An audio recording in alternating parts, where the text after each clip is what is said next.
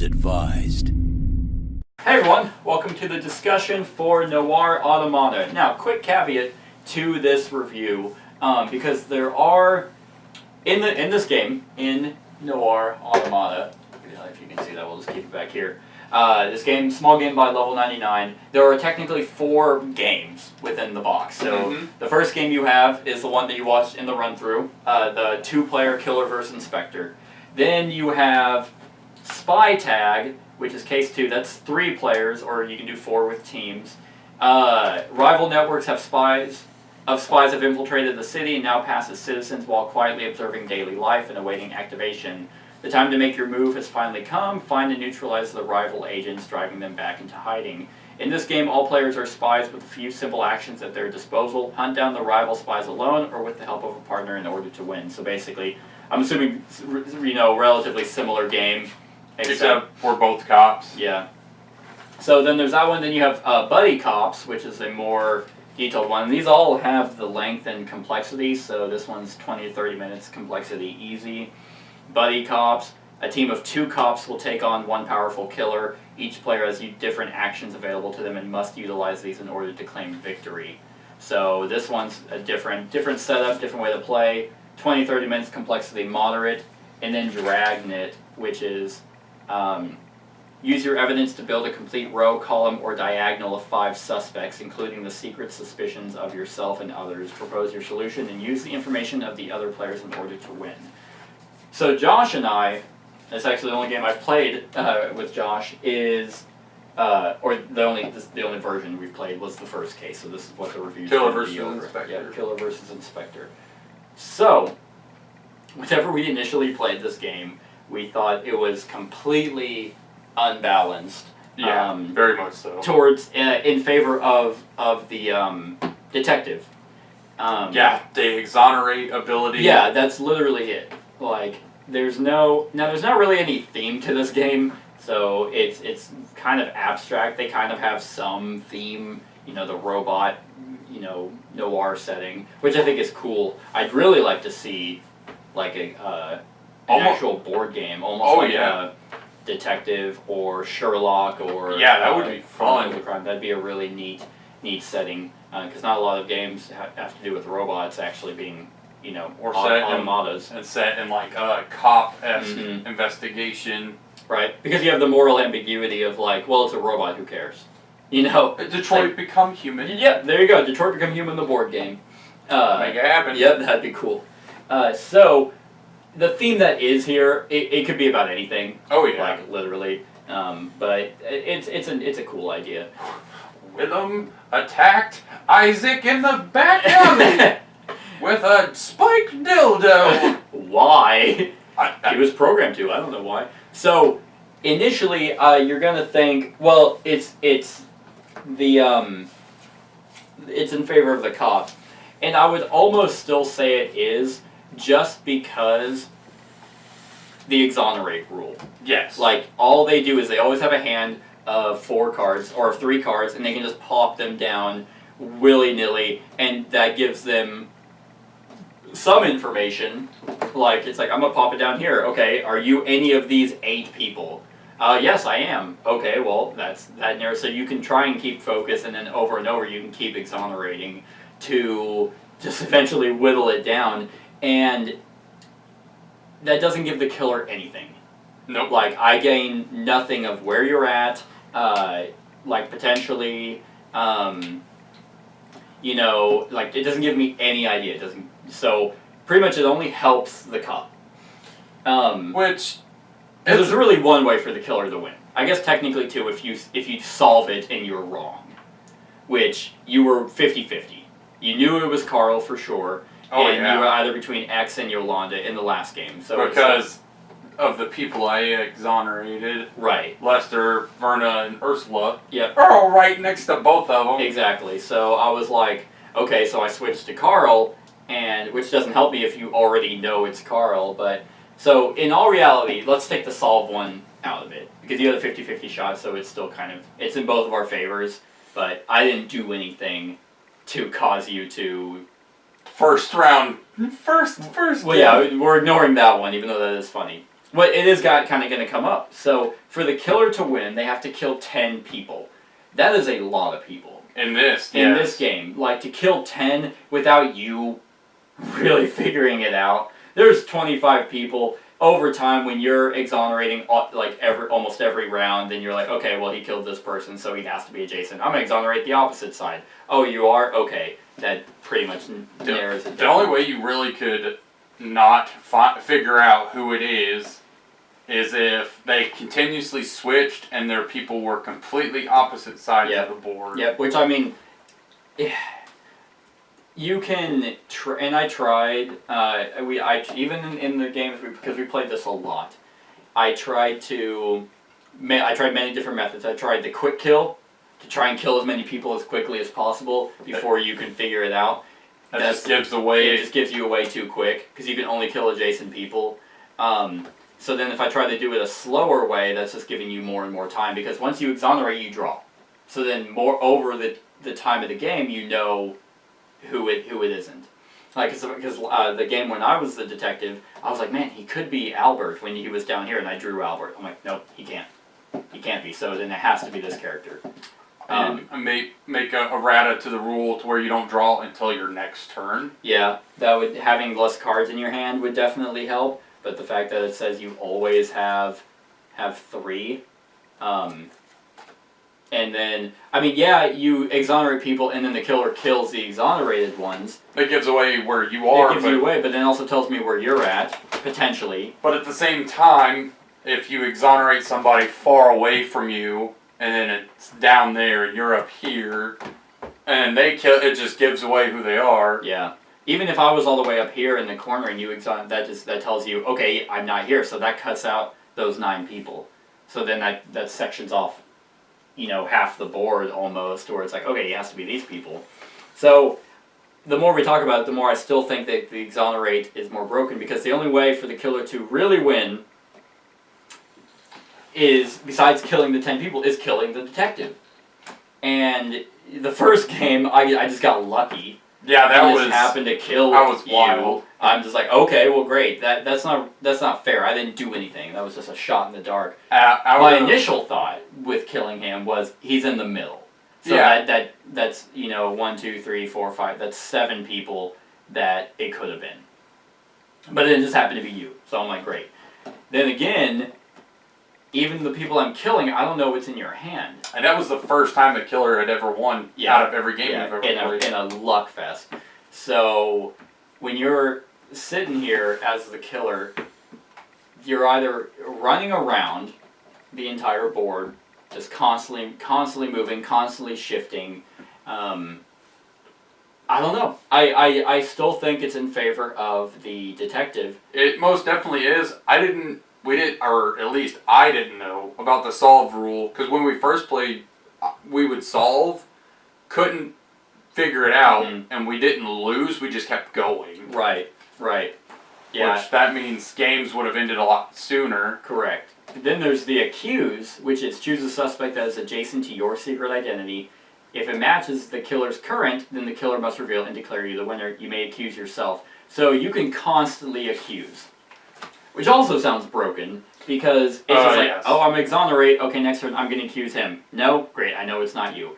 And then I just get, you potentially changed secret identity. I think that was their way of trying to help the killer out. Playing mind games? Yeah, just being like, oh, who did I change it to? Well, it doesn't help if I already know for a fact, like in our game, that you were Kirby.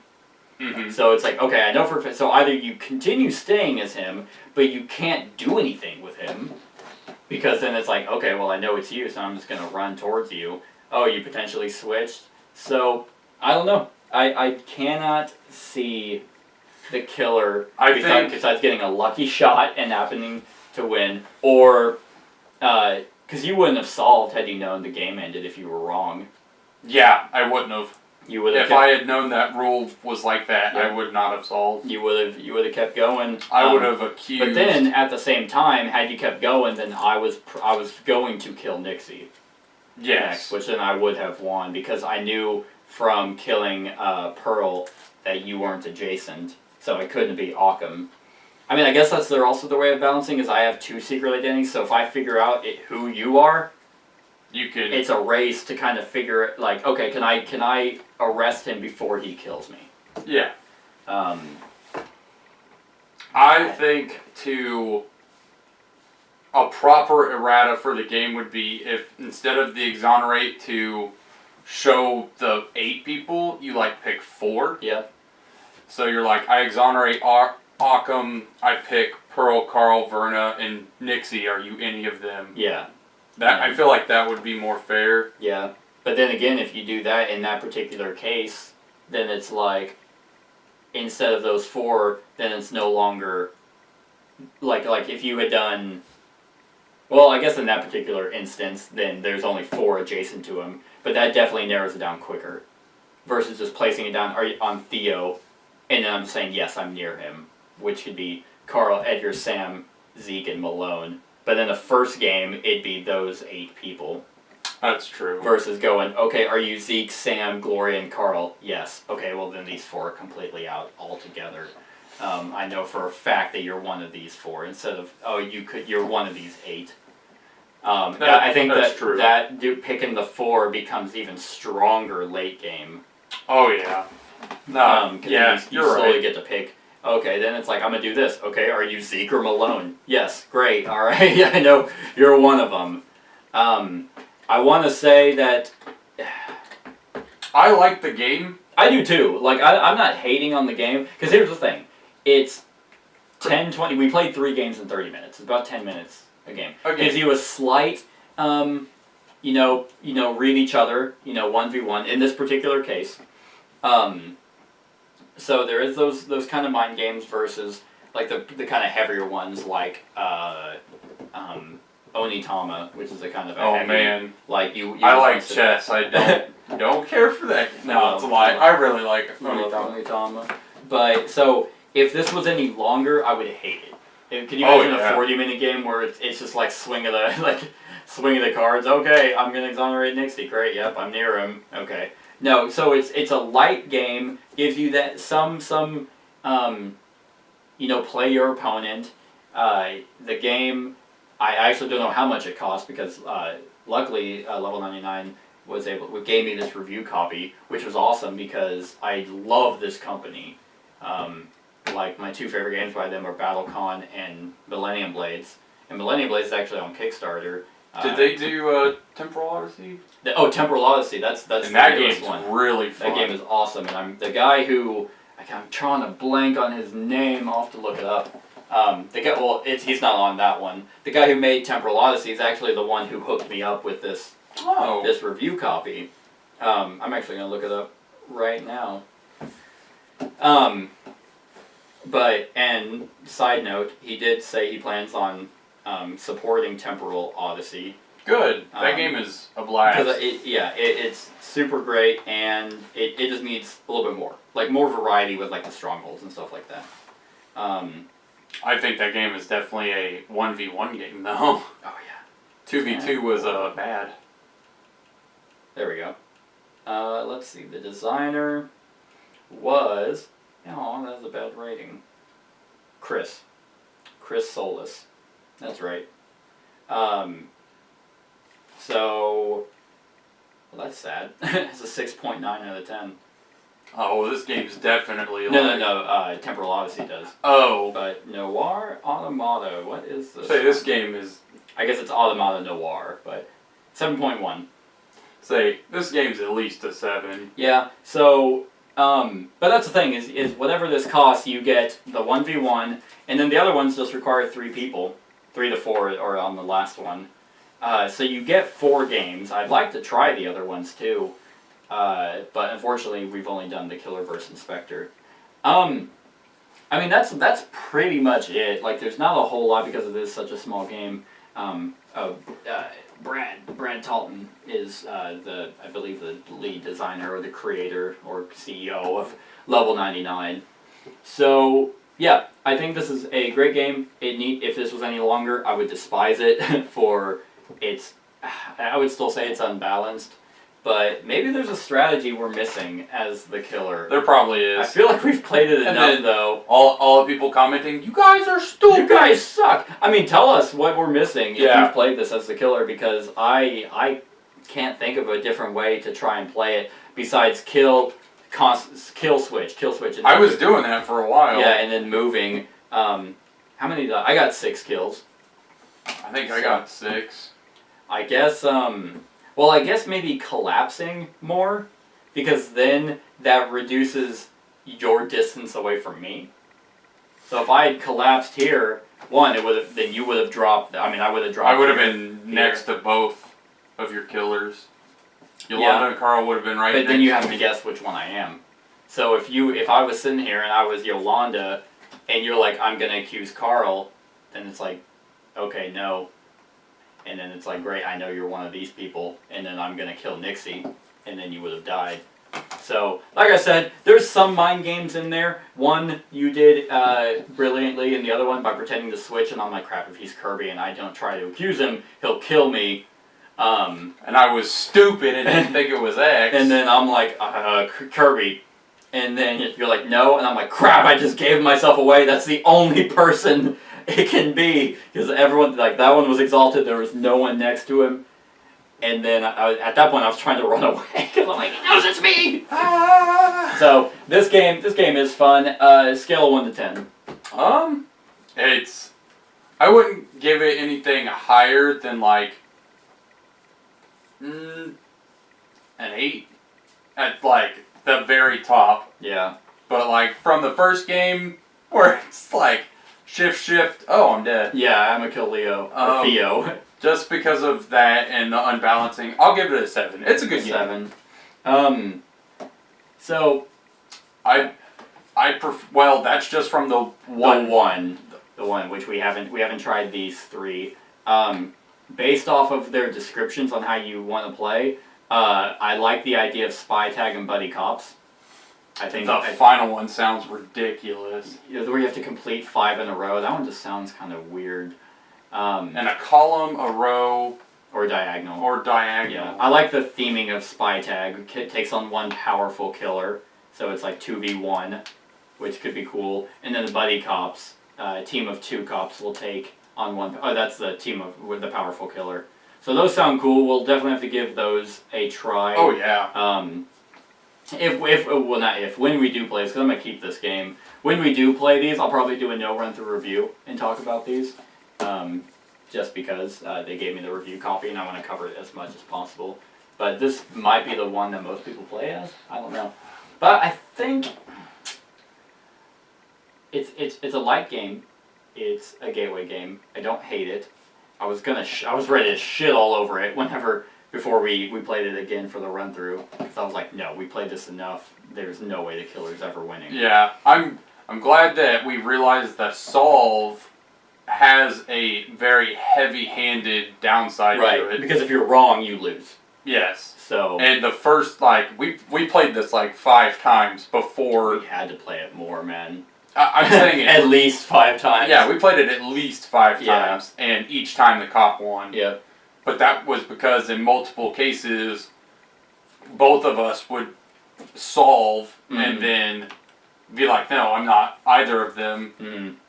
And then just keep going. We would keep going, and that's obviously setting up the killer to lose. Right. So I think it's far more balanced than we thought it was. Yeah, I will agree there. I think I'm going to give it. I think I'm gonna give it a 7 as well, for a light gateway-ish game. Obviously, I can't rate it as some elite, strategy game. This is on par with Scythe. This is Scythe and Feudum. Yeah, just right up there. Here. Right up there.